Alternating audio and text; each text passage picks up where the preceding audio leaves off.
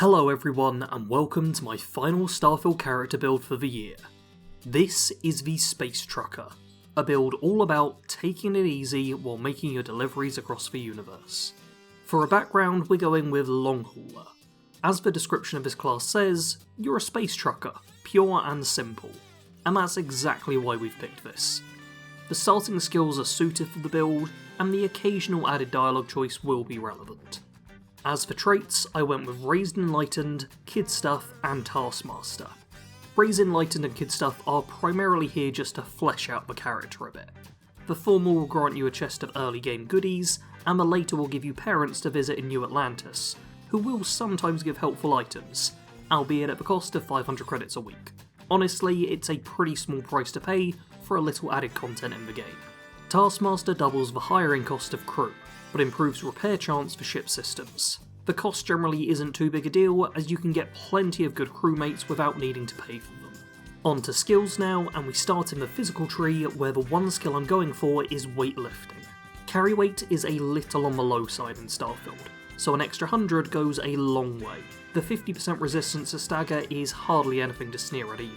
I didn't pick any social skills this time around, so it's onto the combat tree where I picked up a few ranks of shotgun certification.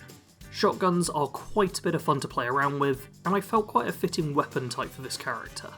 There's nothing in the science tree, which can only mean that I've put pretty much all the points into tech.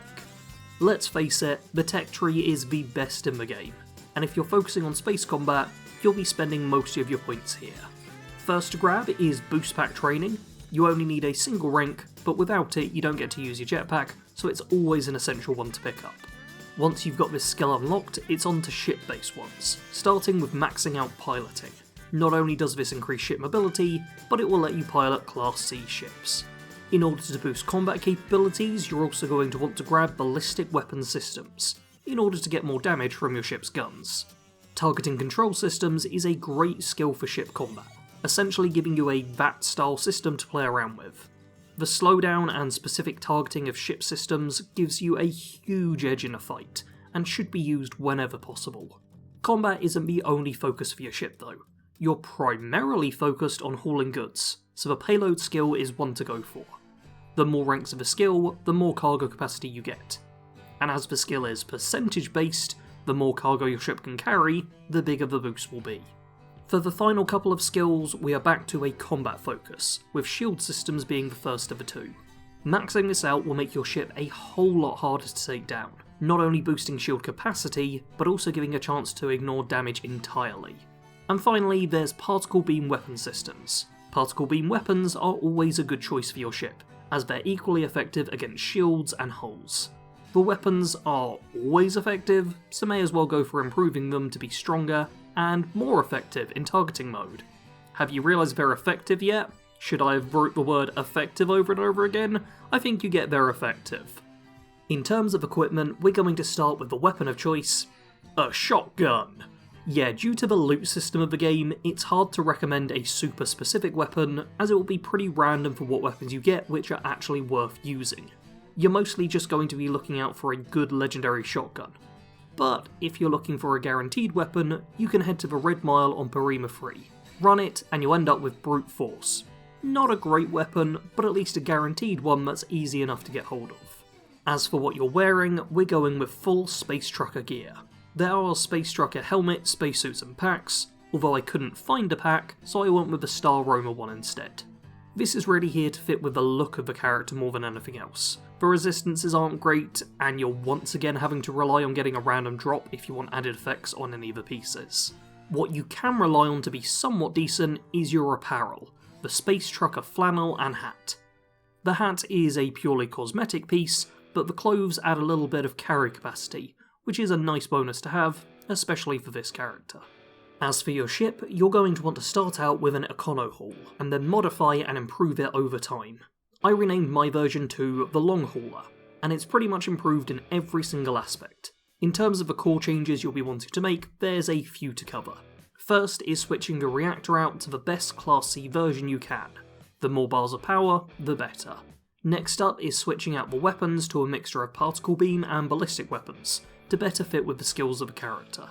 And the final priority should be getting as much cargo capacity as possible while making sure your ship can still manoeuvre effectively. There are no specific factions this character should be joining, as the focus is more so on the side jobs. There are members of lists out there, one of whom can be found at the bar in Cydonia, but they don't seem to be a fully fleshed out faction, just the odd person aligned to them. I would recommend helping out list members wherever possible though, as they fit in well with the vibe of the Space Trucker. What you'll mostly be doing though is picking up delivery missions from bounty boards. Make sure to check in with boards on every settlement you find, as these missions are the core of the character, but they're all just generic side missions. If you do want to side with some of the main factions, most are fine, but I'd recommend against Ryujin and the Crimson Fleet, as both are more for evil aligned sort of characters overall. When it comes to followers, you can pretty much just choose whoever your favourite is. You will want to make sure to kit out your primary follower with the best equipment possible, as this isn't the strongest combat character, so you'll need all the assistance you can get.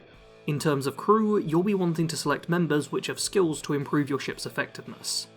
An obvious first choice is Vasco, as he'll give you an extra bar of power to work with. I also picked up Barrett as my other crew member in order to get the Starship Engineering skill, which is one of the few tech skills I didn't invest in personally. This build is a bit of a casual one, more based around getting on with some easy tasks the game presents you with, rather than stressing about being the most powerful person in the universe and uncovering all the secrets out there. You're just a regular Joe, looking to get your job done and make sure the bills get paid. You'll be spending most of your time jumping between star systems, looking to pick up whatever jobs are available. In your downtime, you might want to also look into building outposts. This system definitely could do with some work, but if you have a ship with a bunch of room to carry resources, then you can build an outpost a little bit easier. The Space Trucker lived a normal life in the settled systems. While he did grow up in a caring family, there was little support they were able to provide for him growing up. Life could be pretty expensive at times, so as much as his parents would have liked to support their son, they mostly just had to go with the flow. He got a standard education, and once he was old enough to work, had to start looking for whatever jobs were available in order to pay his own way. Having grown up with both a good sense of morality and no advanced qualifications, options were fairly limited to him. There were few jobs available to him locally, but plenty of jobs for those with their own spaceship. As much as he would have loved to take up one of those, he had nowhere near enough money to purchase his own ship. So instead, he went around and asked captains if they were looking for crew. This ended up being somewhat of a futile effort. Either the captains already had a crew of their own, or the ones looking for new members were expecting ones who already knew the ropes. Rejection after rejection was what he dealt with for months, and eventually he had to lower his expectations. Rather than go for a job aboard a spaceship, he just kept an eye out for any work which would accept a first-timer. This led to him spending a couple of years as a space miner. It was a dangerous job, and this meant employers would pretty much take on anyone who showed up. The work was no fun at all, but the pay was good enough that the young man was able to pay all of his bills and start saving up a decent bit of cash. After a couple of years of working the job he hated, he was finally able to afford his own ship. It was only a small one, but it meant he could finally be his own boss and start on a job he actually enjoyed. For the following few years, he was able to work as a long hauler, delivering goods across the settled systems. It was honest work that paid the bills and let him travel through the depths of space. And for a while, life was good. The work may have been hard and not great pay for the hours put into it, but the Space Trucker was happy. Sadly, this all came to a halt, as on one unfortunate delivery, he was ambushed by Crimson Fleet ships. After a brief exchange of weapons, he was able to jump away, but not without having to leave behind his cargo. The failed job created a lack of credibility, and he ended up having to pay for both repairs to the ship and to replace the cost of the cargo he left behind. This ate up all his savings and more. With the sudden hit to his reputation, he was unable to get jobs, and while he was certain this would only be a short-term issue, he wasn't a wealthy man and needed money to survive. With a great deal of sadness, he sold his ship to cover his debts, and then went back to looking for work. Despite having experience with hauling cargo, there were no jobs available right away in his chosen field, and so he once again had to pick up a mining job, ending up with Argos extractors. It may not be the dream job for him, but it would eventually get him back on his chosen path. And there we have my last Starfield build of the year. Do go and check out my playlist of them if you want to see what other builds I've come up with. If you enjoyed this one, leave a like below, and feel free to stick around if you'd like to see more RPG content in the future. I will be changing things up a little next year, but I'll have an update out in a week or two to talk about that properly. For now, I just want to say, thanks for watching. Sarge out.